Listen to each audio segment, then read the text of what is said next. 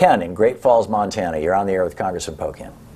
Yeah, thanks for taking my call. It's a question about immigration. One of the big problems we have is there are 8 million people who are illegally working in this nation. Now, that means there's probably about 200,000 to 300,000 illegal employers.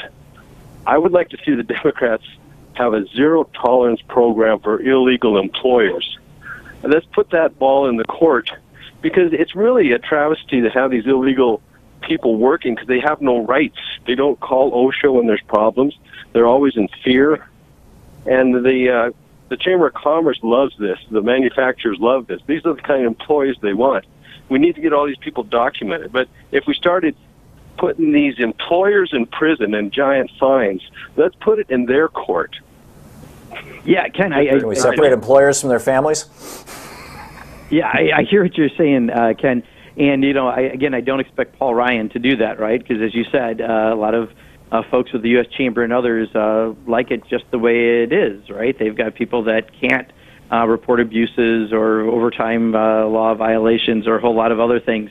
What I hope all of this is doing, and I think the separation of children from families has been the catalyst to make us look at just how cruel and inhumane and un-American the system we have right now, and Congress not doing anything about this since I've been here. This is my 6th year.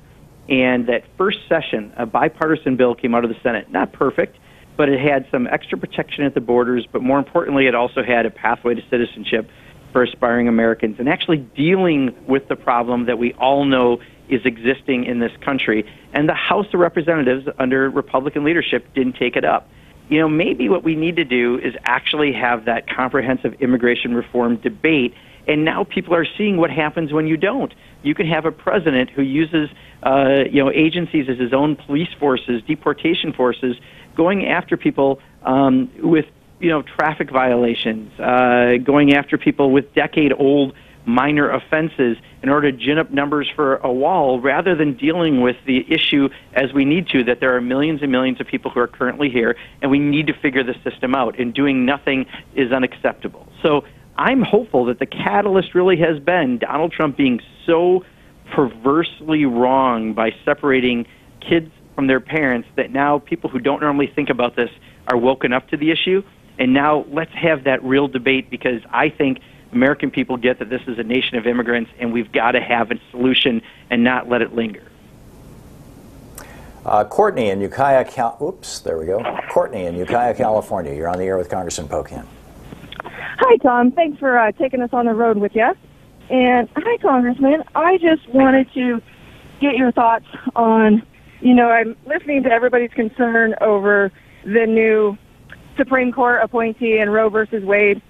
And, I mean, that's understandable, of course, but, okay, so Roe versus Wade is nothing more than set legal precedent. I mean, so what would stop us when we take back the House and the Senate come November, Democrats? Why can't we pass a federal law protecting abortion rights?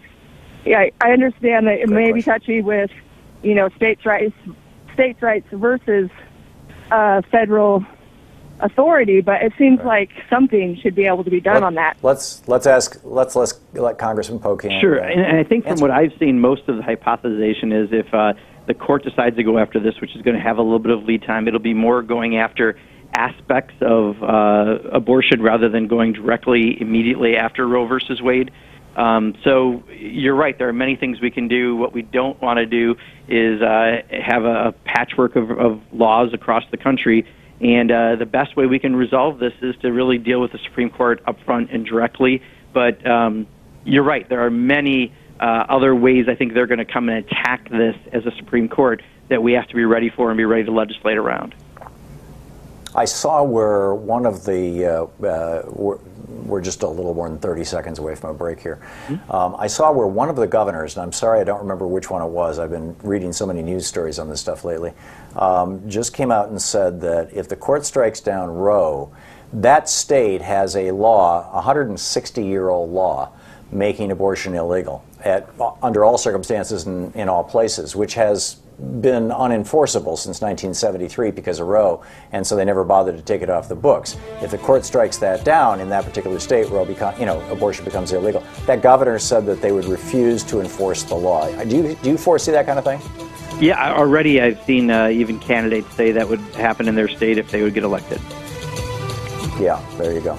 Congressman Mark Pocan taking your calls for the hour. It's Middays with Mark on the Thom Hartmann Program. We'll be back with more of your calls for Congressman Pocan right after this. You're listening to Thom Hartmann. Visit thomhartmann.com for audio and video archives. You can check out Congressman Pocan's website at pocan.house.gov. You can tweet him at Rep. Mark Pocan.